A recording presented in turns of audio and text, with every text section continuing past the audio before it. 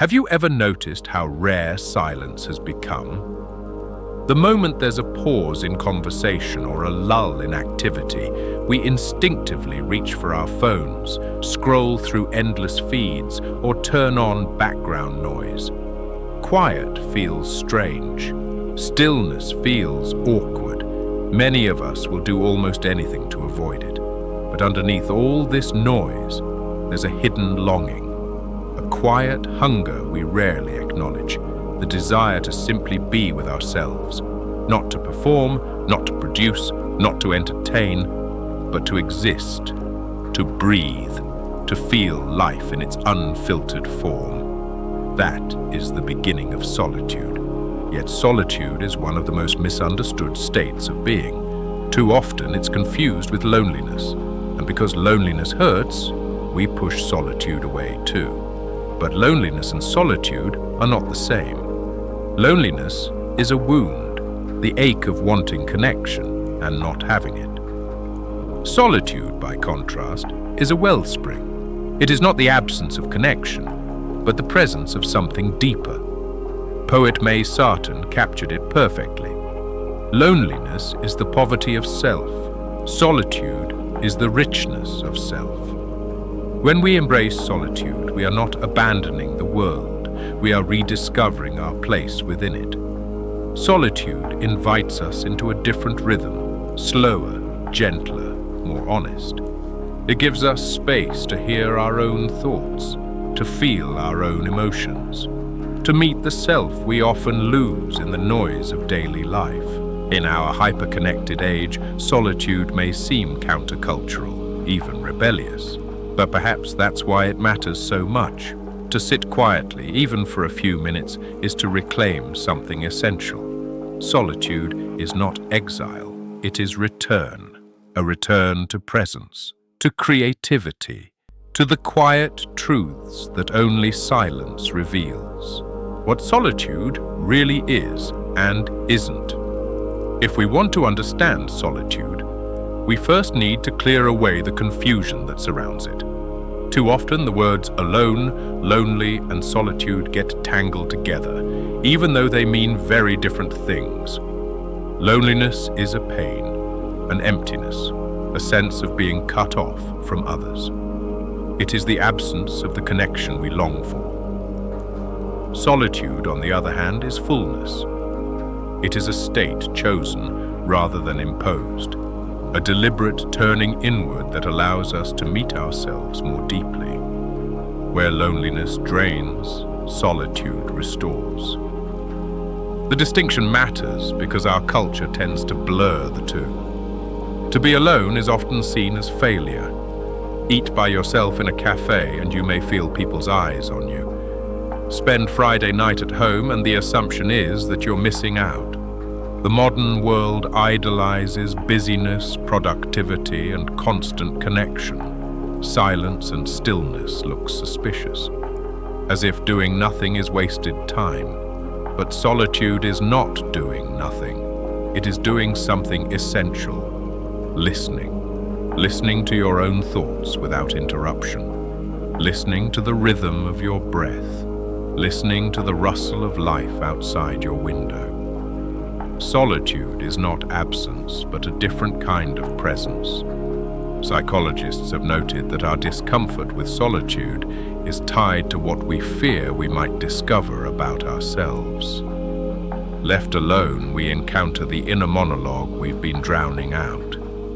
This is why so many resist solitude, not because it is empty, but because it is full.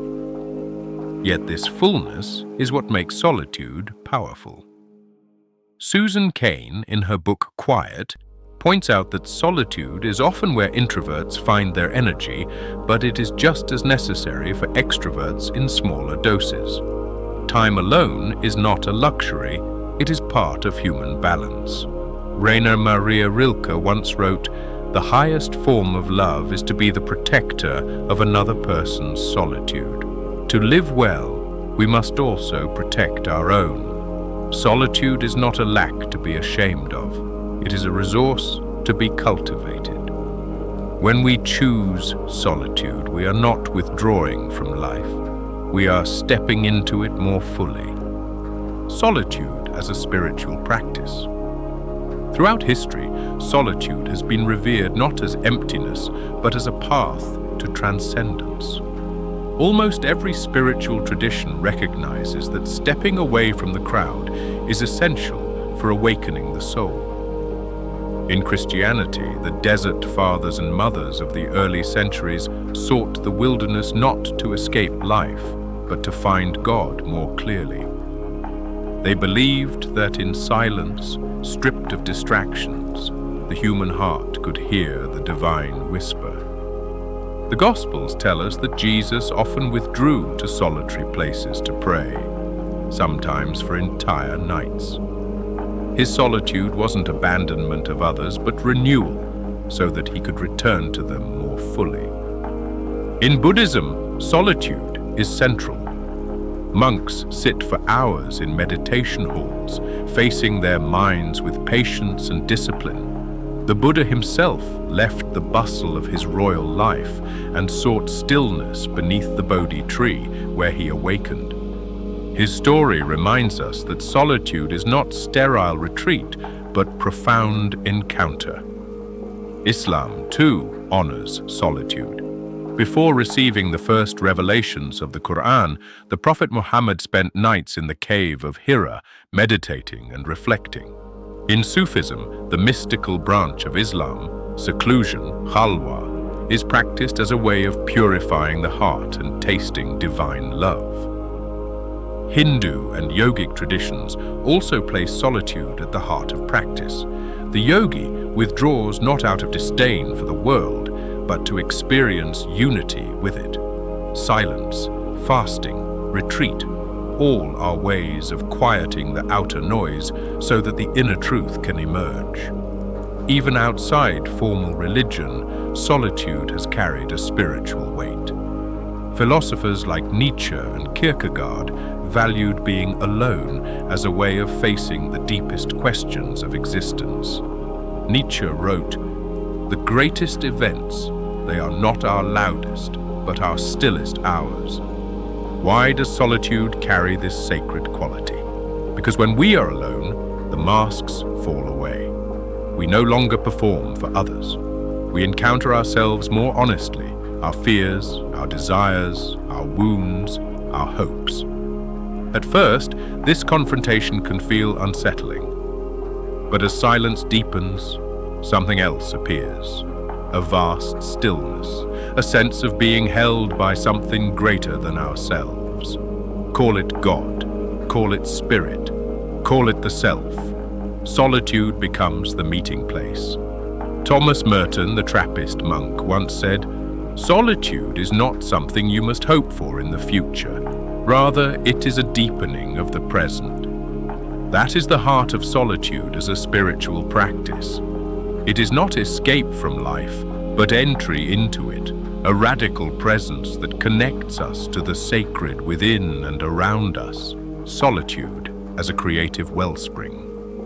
If solitude is sacred ground for the spirit, it is also fertile soil for creativity. Again and again, history shows that some of the most enduring works of art, literature, and thought were born in silence. Henry David Thoreau is perhaps the most famous modern example. In 1845, he built a small cabin by Walden Pond in Massachusetts and lived there for 2 years. He wasn't fleeing humanity. He wanted to live deliberately, to strip life down to its essentials.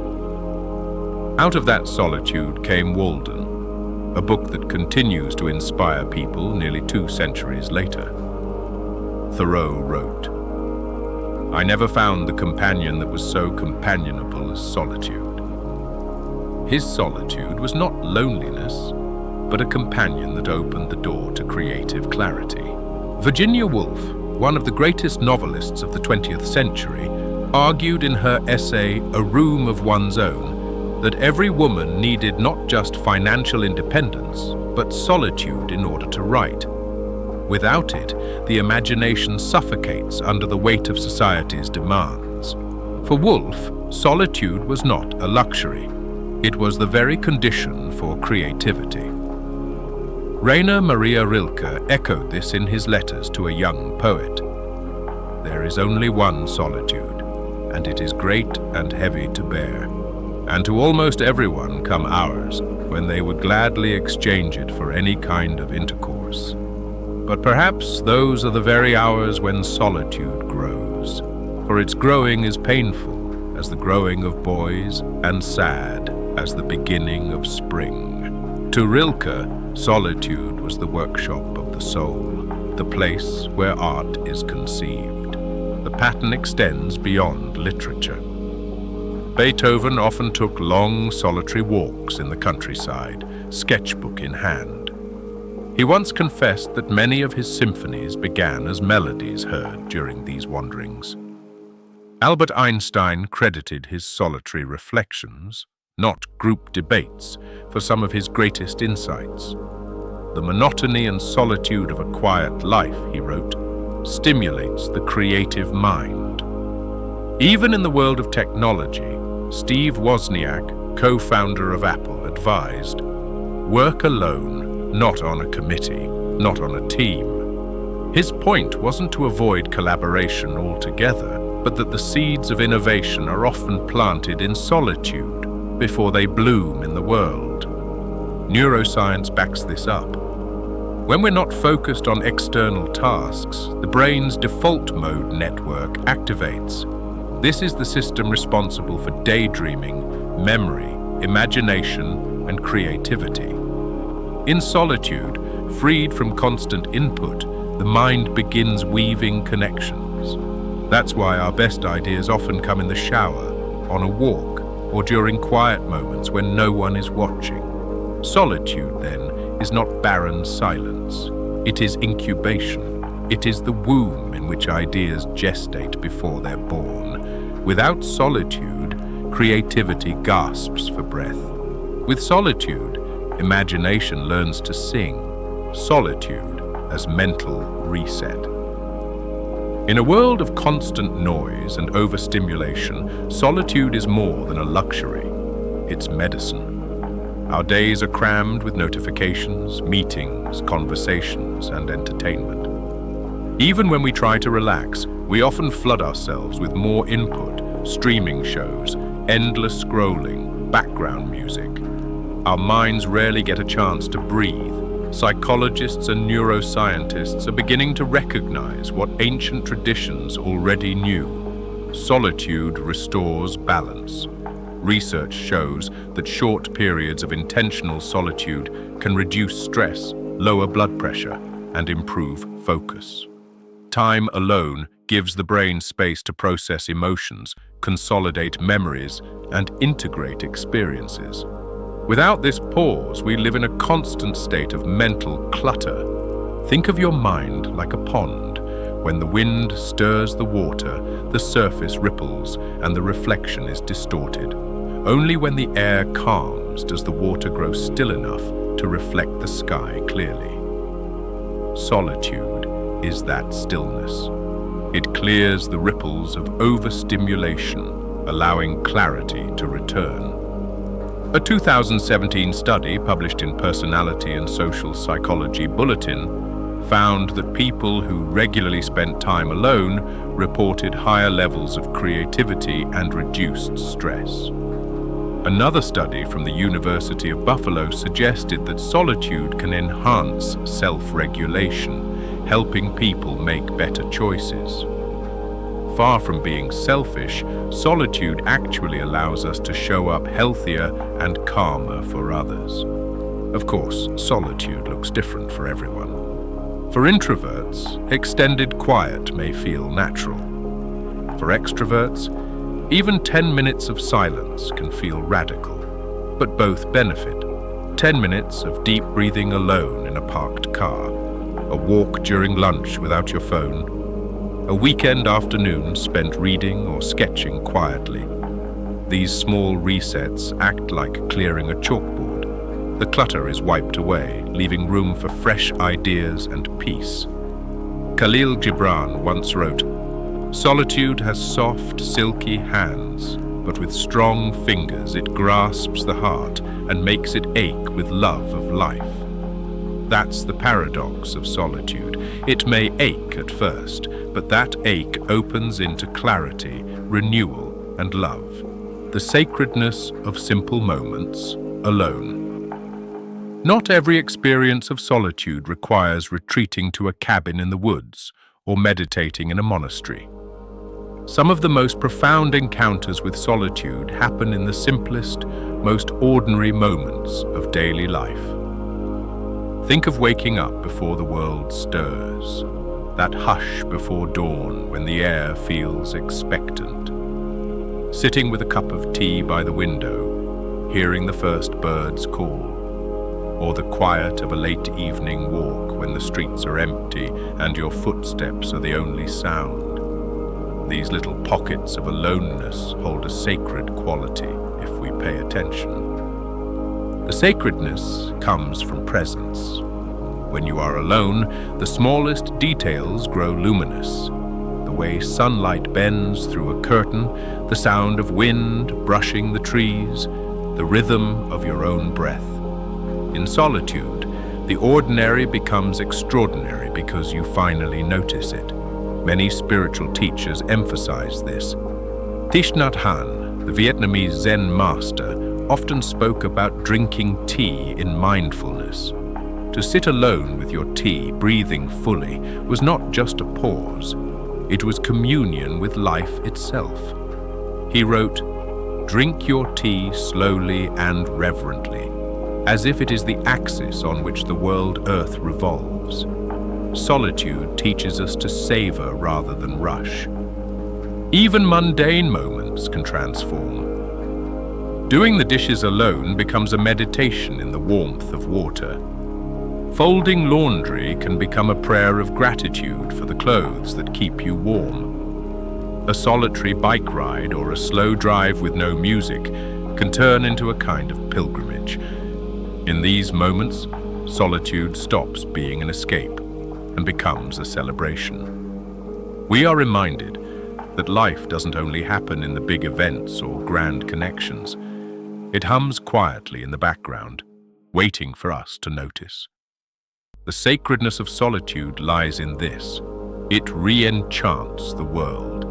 It teaches us that the divine is not distant but near, shimmering in the stillness of small, quiet things.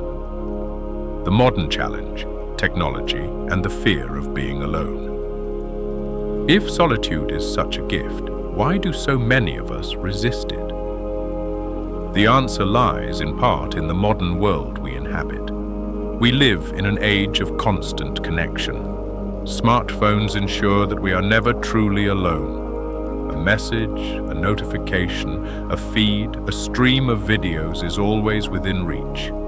We scroll in waiting rooms, check emails in bed, fill every gap in the day with sound or distraction. Silence has become almost unbearable, as if an empty moment must be immediately filled. This is not accidental. Technology companies design apps and platforms to keep us hooked, to capture our attention in every spare second. The result? We forget what it feels like to simply sit with ourselves. Loneliness statistics reflect this paradox. Even though we are more connected than ever, people report higher levels of isolation and anxiety. Psychologists call this the fear of being alone, and it runs deep. Many of us avoid solitude not because we dislike peace, but because solitude strips away the noise and forces us to face ourselves. As the writer Blaise Pascal famously put it, all of humanity's problems stem from man's inability to sit quietly in a room alone. He said this in the 17th century, long before smartphones. Yet his words ring even louder today. One modern example is writer Cal Newport, who advocates digital minimalism. He argues that by consciously limiting technology use, we free space for solitude, creativity, and reflection. His own life is proof. Despite being a computer scientist, he lives by strict boundaries with tech and spends much of his time in focused, solitary work, which has produced several influential books. The truth is, solitude has not disappeared. It is waiting beneath the noise, asking us to be brave enough to unplug, to step back, to sit quietly. The challenge of our age is not solitude itself, but our fear of it. Closing reflections. The art of solitude is not about escaping people, but about returning to yourself. It's about realizing that you are already whole, already enough, even when no one else is in the room. In solitude, you rediscover your own company and learn to love it. One modern example is Pico Iyer, the travel writer who has spent much of his life exploring the outer world, but insists that the most important journey is inward. In his book, The Art of Stillness, he reflects, "In an age of constant movement, nothing is so urgent as sitting still." For him, as for so many others, solitude is not withdrawal from life, but a way of tasting it more deeply. Thoreau's cabin by Walden, Woolf's room of one's own, Einstein's daydreams, a morning cup of tea, a silent walk at dusk. These are all invitations to solitude. Each reminds us that peace is not out there, but here, waiting in the quiet corners of our lives. To embrace solitude is to live more deliberately, more honestly, more fully. And in a world that urges us to rush, to consume, to distract, choosing solitude is an act of quiet rebellion and profound freedom. So the next time you find yourself alone, don't rush to fill the silence. Sit with it. Listen. What you hear may just change everything. If you like this video, please like, share, and subscribe to the channel for more deep content. We cover philosophies of life,